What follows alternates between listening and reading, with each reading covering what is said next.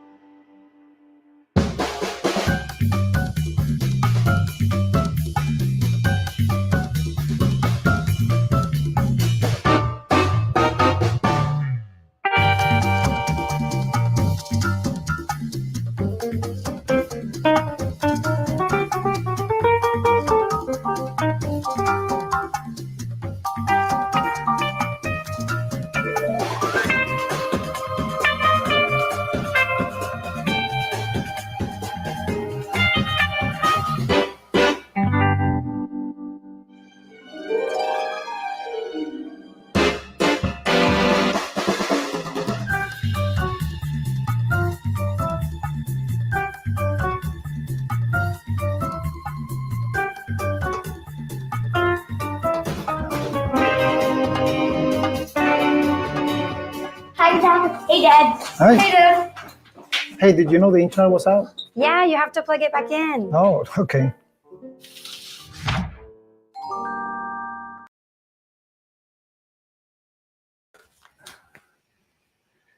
Happy endings are not a crime, according to an attorney. New Mexican governor of Tamaulipas, how will that affect the city of Brownsville and the state of Texas relations moving forward? D-Day, today in history, and the importance of the congressional 34th district race. It is Monday, June the 6th, 7:04 a.m. My name is Frankie Olivo, and this is Good Morning Brownsville. And of course, the reason why we're all here today, the weather. It's gonna be a hot day. Nothing new in our area. The western part of Hidalgo County, Star is looking at triple digits.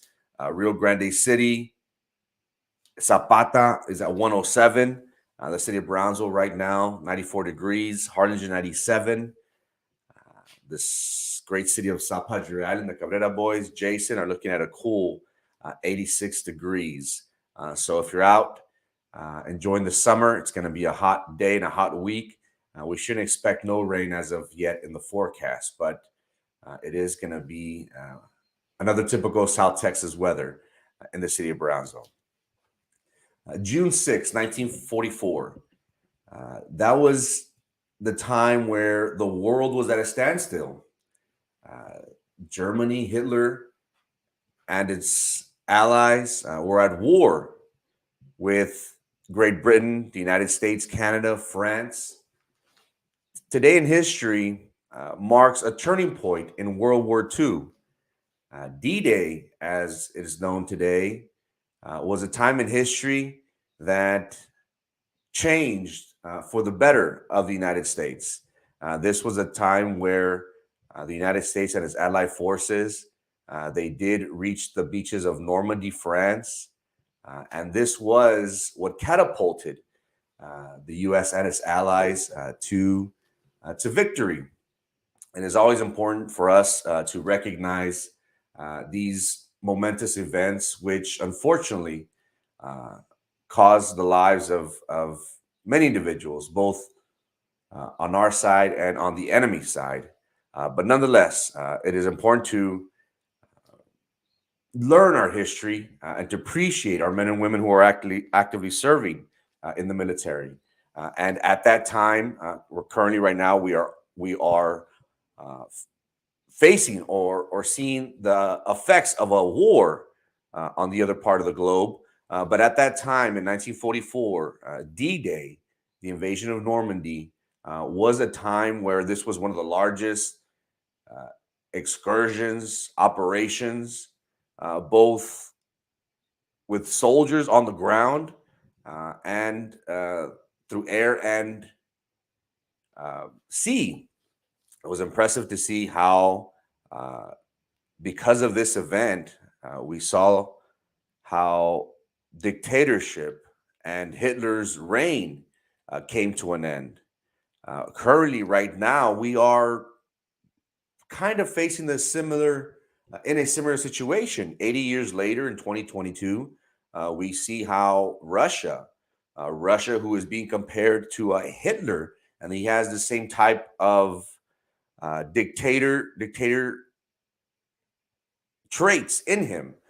We see how Russia has invaded what was considered to be a sovereign state of Ukraine. And as we all remember, at one time, the Soviet Union back in the 90s, which did collapse in the 90s, but at one time, all this territory belonged to Russia, including Ukraine.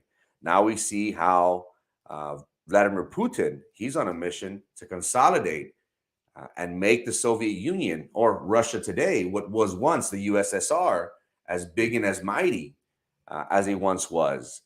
So D-Day was a very important time in history during World War II in 1944 that catapulted and shifted and helped secure the West and its allies and defeated Hitler. 80 years later, we are still in a similar fate, dealing with war. And unfortunately here, as we all know, we all hear and feel the ramifications and consequences of a nation or nations being at war. Currently, inflation, not only in the United States, but throughout other countries and throughout the world, it is very high. Gas prices, as you could imagine, we have been seeing people post of how gas prices from one day to the next have increased dramatically. I was pumping at 416, now it's at 428. And you notice these things. Why? Because we are currently going through war. Maybe not the United States per se, but we are involved strategically. We have been sending billions and billions of dollars and military equipment to Ukraine to try and prevent Russia from taking control in that area. So D-Day, June 6, 1944, was a very important day for the West, the United States, and its allies. It was what ultimately led to the victory against Germany and the Nazis. And today, 80 years later, we are still going through something similar. The United States is at war with Russia, not directly, but with the support or supporting Ukraine. Public opinion. Public opinion is very, very important. Perception is everything, they say. We saw how Johnny Depp and his very skillful attorneys were able to tap into the minds of us viewers. They did a great job of portraying Amber Heard as this vindictive, evil monster who she herself was at fault. It was she that physically assaulted through her actions, through her violence, and through words, and how she attacked Johnny Depp. And public perception, it seems, has been very important, especially in these types of cases, whenever you are trying to convince someone that you can do no wrong. Johnny Depp did a great job of saying that he wasn't violent. He wasn't part of this Me Too movement where he was at the hands of being a domestic abuser. And the attorneys for Johnny Depp did an amazing job. Well, Deshaun Watson was the NFL quarterback for the Houston Texans. He did sit out this past year due to mounting civil lawsuits and accusations. There were allegations that he did sexually assault over 20 plus women who were masseuses. And if you're familiar with the story, there were many back and forth of saying, hey, well, he signed this $100 million contract with the Houston Texans. And shortly thereafter, there are these women coming out of the woodworks and saying that she was she took part in a service for Deshaun, and it got carried away, and she was sexually assaulted. The Harris County District Attorney's Office did not find or presented this information to the grand jury. And the grand jury no-billed Deshaun Watson, meaning that they didn't find sufficient evidence to pursue charges criminally. In civil court, Deshaun Watson is facing over 24 civil lawsuits, and they're all have the same lingo. I was a masseuse. I provided a service of massaging Mr. Deshaun Watson, and he took it upon himself to either force himself on me, do things that I did not want to. It was not consensual. And again, public opinion, we talk about it.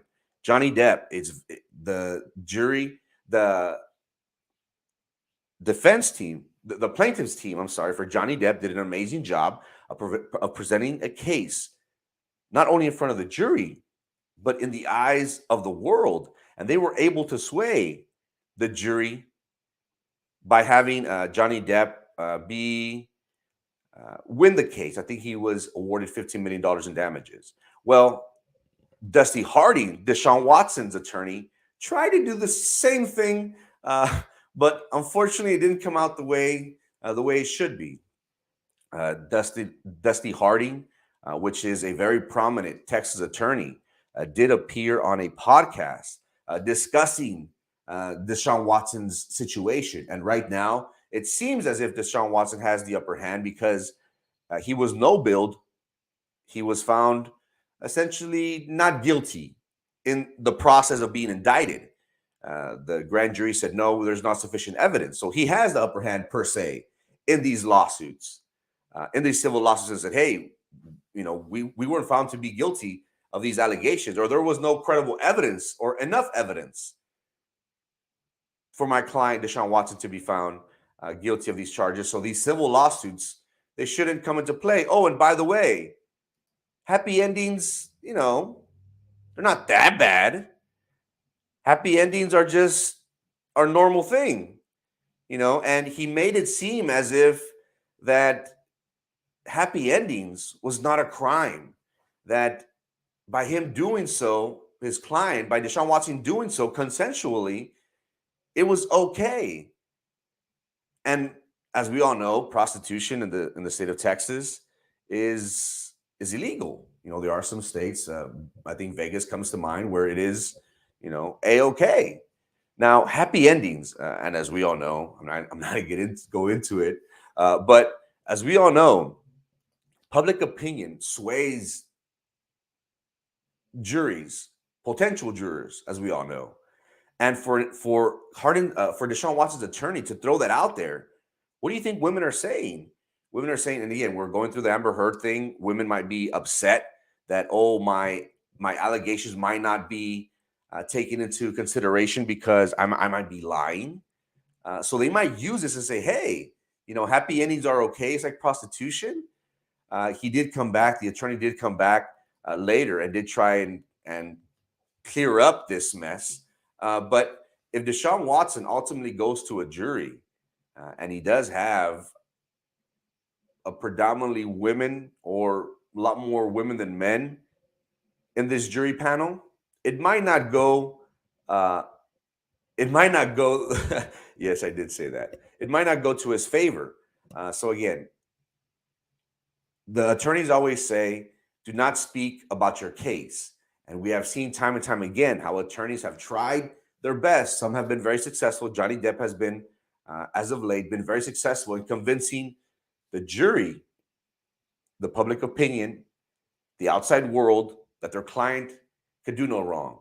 It seems as if Deshaun Watson's attorney try and do the same thing by saying, hey, happy endings, it's okay. It's not a crime. But he probably shot his client in the foot, and it's not going to be favorable to him or to his client if his cases do go to trial and they do present to a woman panel who might hold this against him. Now, having relationships with our neighboring country, our border city is very, very important. Um, Mexico just held elections for their governorship, and these terms are 6-year terms.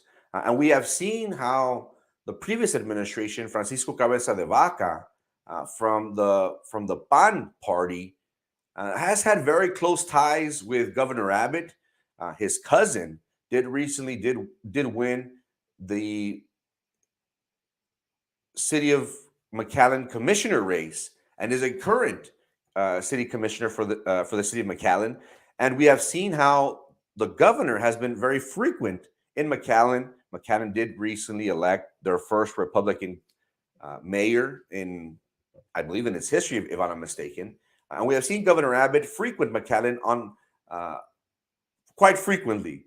And the relationships between these administrations have been very good.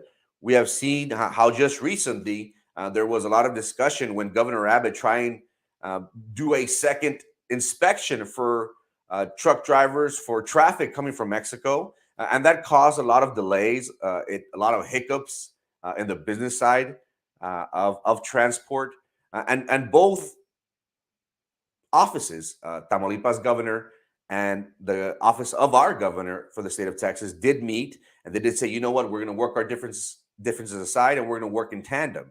So it is very important for the city of Brownsville, for the state of Texas, to have great relationships with our governors for many reasons, of course.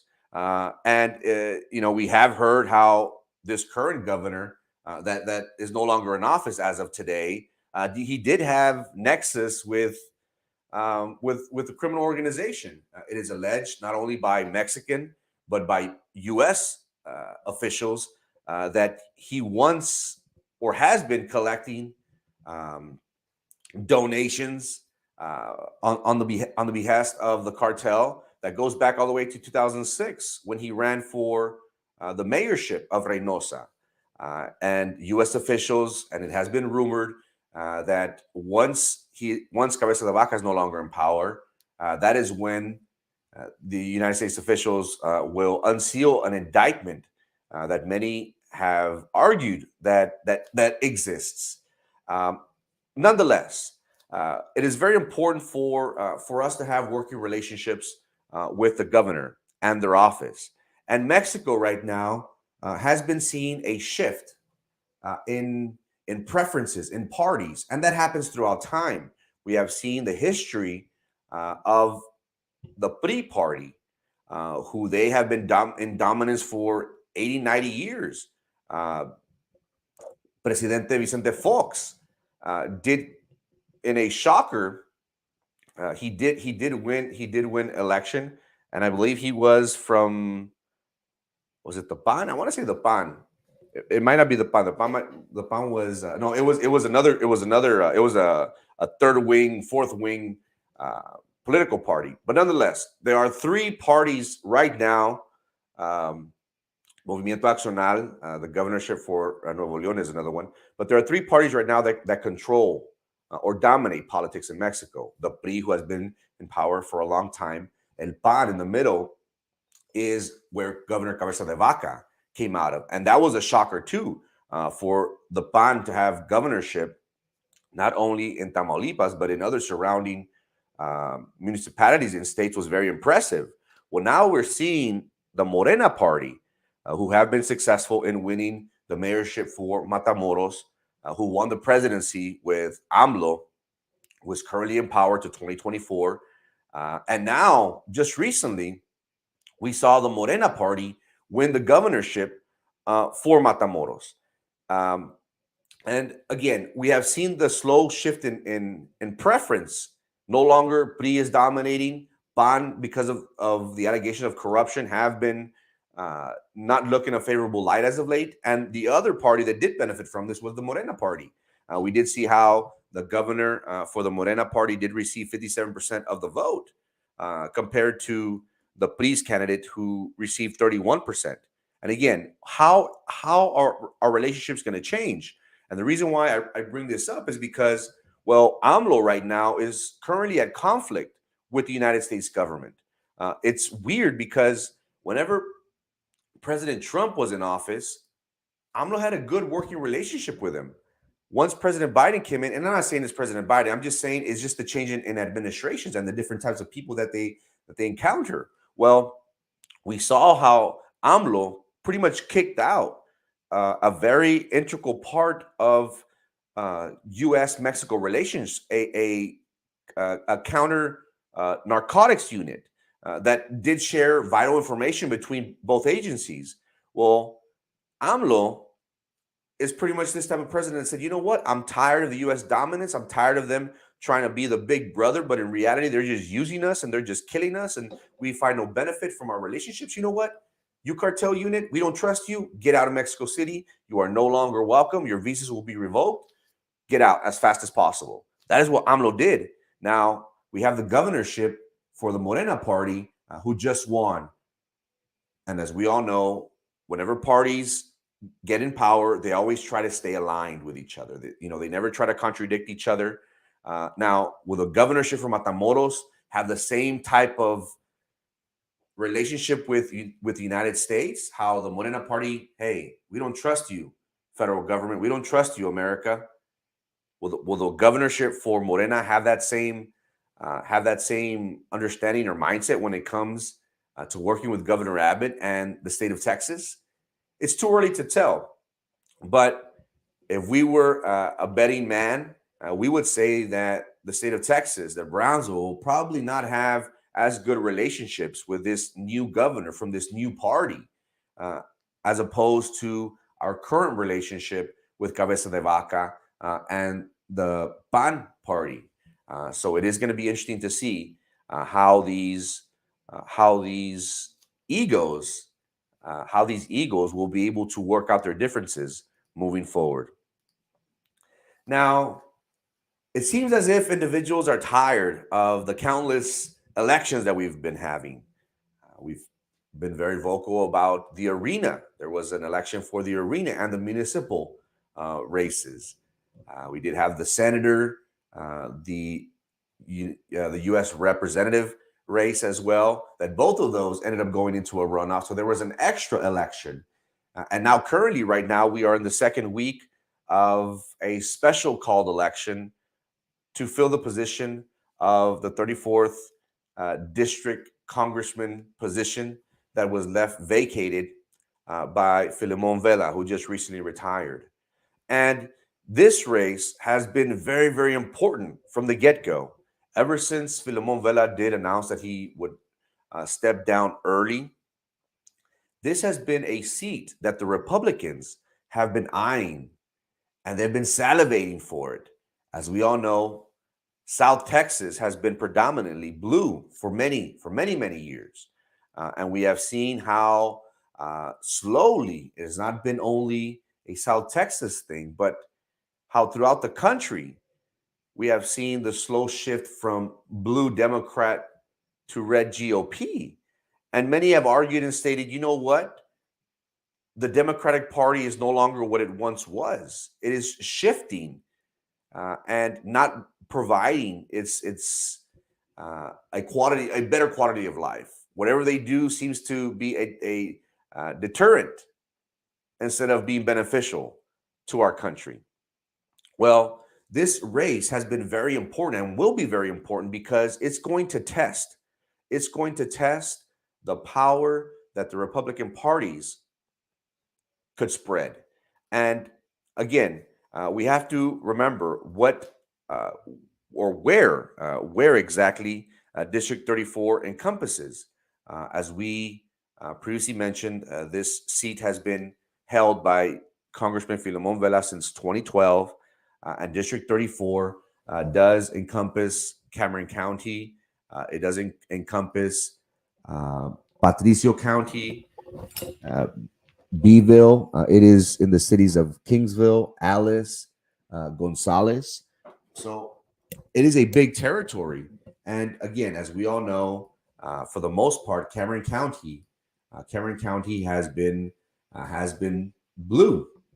Now, when we talk about how serious this race is, let us not forget the importance of it. And as of right now, we do have 4 candidates that are vying for the position, but there are only 2.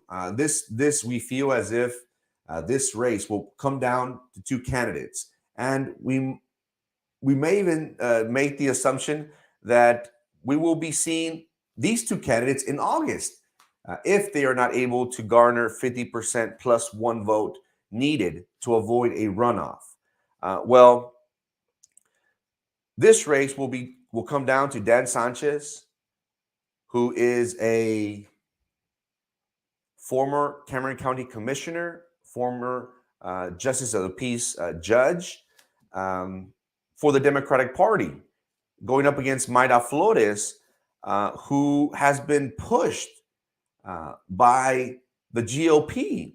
And little is known about her story, but we have seen how she has been in the media throughout the social media platforms, and has been very vocal against the Democrats. It has been impressive to see how Dan Sanchez has stated that, this is a fight between David and Goliath. He is on the record of saying that, he doesn't have the amount of money and resources that the GOP has had on spending on their opponent. And again, it's been very, very interesting to note, if I can blow this up very quickly, how in this race, Dan Sanchez has 150,000 compared to Mayra Flores, who the Republicans have spent close to $800,000.